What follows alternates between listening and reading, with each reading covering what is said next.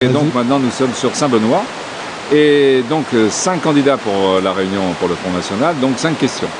Première question, quel est le point le plus important de votre programme pour la commune de Saint-Benoît? C'est l'insertion, la première problématique.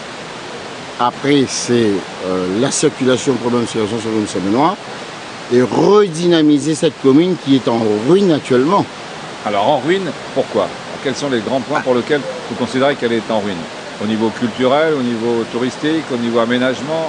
Alors quels sont les points? D'une manière générale, on va parler de l'aménagement par exemple, quand on voit, on a bouché des nids de poules parce que les élections arrivent, mais c'est pas comme ça qu'il faut rénover la commune. On a touché les sous de l'ANRU, l'aménagement urbain rural. On a fait semblant de gommer d'un côté, de l'autre côté on a des maisons sociaux avec les volets qui pendent d'un côté. Pour la capitale de l'Est, ce n'est pas beau. Moi, je dis voilà. Après, vous avez quand même 40% de chômeurs dans la population de Saint-Benoît, avec laquelle on aurait pu faire travailler sur le contrat CAE-CUI, puisque l'État rapporte 75% et les collectivités 25%. Les sous, on dit qu'on n'en a pas. Si on en a. Moi, j'aurais été maire à la place de M. Fruteau à Saint-Benoît. Au lieu de mettre 16 millions dans la rivière des Mansouins, qui d'ailleurs, le cyclone Béziza a tout traîné vers la mer, et ils ont recommencé 16 millions, 16 et 16, ça fait 32. C'est cet argent-là. La rivière, ce n'est pas une priorité. La priorité, ce sont les familles qui sont en difficulté. La priorité, ce sont les jeunes qui sont au chômage, qui souffrent sur Saint-Benoît. C'est la délinquance. Pour sortir les jeunes dans la délinquance, il faut leur tendre la main. Il faut leur offrir une possibilité d'emploi.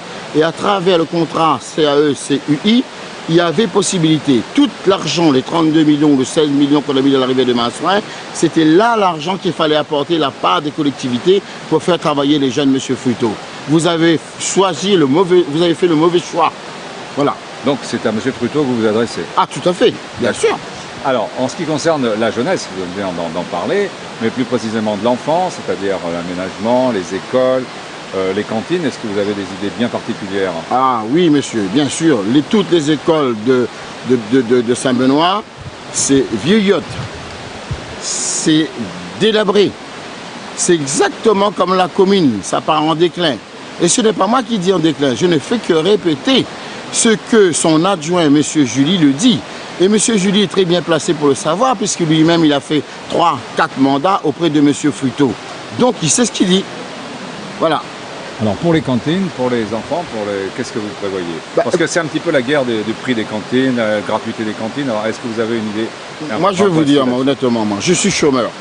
Je suis le président fondateur de l'association Entraide aux chômeurs précaires, qu'on aide les familles en difficulté à manger, à faire des papiers, les soutiens scolaires, l'accompagnement des familles, la lutte contre la délinquance juvénile. On voit les familles qui souffrent. Moi je suis très bien placé puisque moi-même je suis un chômeur.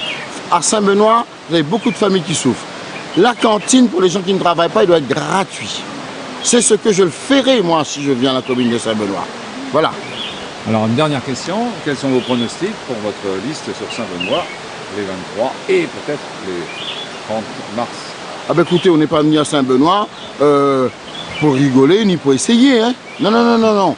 Les gens, ils sont remontés, ils ne sont pas contents du maire actuel. Parce qu'il a ruiné, il a mis la commune de Saint-Benoît sur la paille. Et puis, quand on voit la zone industrielle qui est quand même placée en zone franche, qui est vide, on n'a rien fait pour dynamiser, pour que les entreprises viennent à Saint-Benoît pour faire travailler les jeunes. Il n'y a pas eu de compromis. Moi, je vais vous dire, nous, les électeurs, les nouveaux électeurs FN ou les anciens électeurs Parti Socialiste qui sont redevenus FN, nous sommes déterminés, nous allons pour gagner la mairie.